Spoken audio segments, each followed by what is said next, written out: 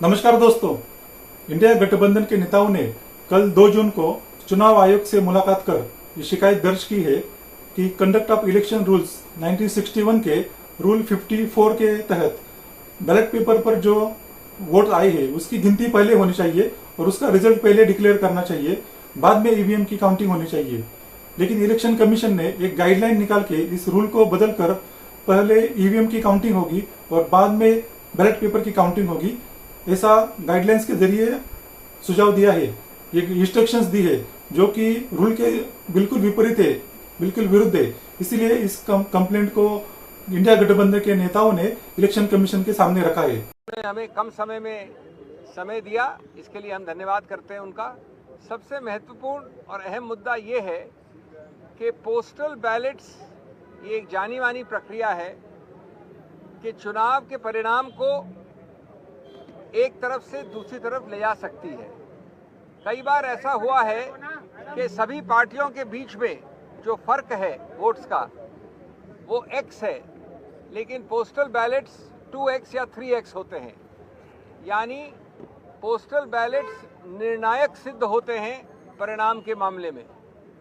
इसलिए चुनाव आयोग ने एक जो रूल है, प्रावधान है, जो एक्ट के अंतर्गत रूल बनता है, जो स्टैट्यूटरी रूल होता है, कोई गाइडलाइन नहीं, कोई चिट्ठी नहीं, उसके अंदर कहा है अंतर्गत कि पोस्टल बैलेट्स की गिनती पहले ली जाएगी, यानी ईवीएम की गिनती के पहले पोस्टल बैलेट्स की गिनती ली जाएगी। ये रूल 54A में लिखा है स्पष्ट रूप से।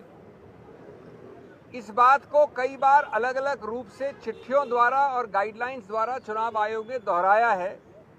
2019 में बड़े स्पष्ट रूप से कहा कि पहले आप पोस्टल बैलेट की गिनती शुरू करिए, उसके कुछ समय बाद आप ईवीएम की गिनती शुरू कर सकते हैं, लेकिन, और ये बहुत अहम बात है, आप ईवीएम की गिनती खत्म नहीं कर सकते या परिणाम का अंत नहीं कर सकते जब तक पोस्टल बैलेट का पूरा रिजल्ट गणना के बाद घोषित न हो जाए। यानी पोस्टल बैलेट की गणना के बाद उसका परिणाम पहले घोषित करना अनिवार्य है, और अगर आप अंत तक पहुंच गए ईवीएम में तो उसको रोकिए जब तक पोस्टल बैलेट का आप परिणाम घोषित न करें। इसके बावजूद, और ये हमारी याचिका है, ये हमारी कंप्लेंट थी आज चुनाव आयोग से, चुनाव आयोग ने गाइडलाइंस द्वारा इस स्टैट्यूटरी रूल नियम को बदला है। वो नहीं किया जा सकता, कानून में गाइडलाइंस द्वारा किसी रूल को नहीं बदला जा सकता। उन्होंने गाइडलाइंस द्वारा जो पुरानी गाइडलाइंस थी 2019 वाली, जो मैंने बताई अभी आपको, उसको हटा दिया है, उसको निरस्त कर दिया है।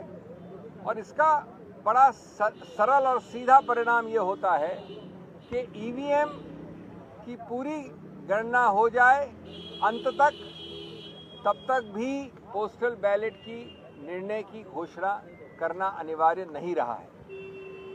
अब हमारे को पता है कि कई बार ऐसा हुआ है कि पोस्टल बैलेट के आधार पर निर्णय उत्तर से दक्षिण हो गया है, पूर्व से पश्चिम हो गया है। इसीलिए ये प्रावधान बनाया गया था, यही इसका औचित्य है। इसलिए ये अति आवश्यक है कि ए, आप कानून के अंतर्गत एक गाइडलाइन द्वारा नियम को नहीं बदल सकते। बी, पोस्टल बैलेट जो निर्णायक एक रोल प्ले करता है उसके लिए भी अनिवार्य है कि उसको पहले गिना जाए।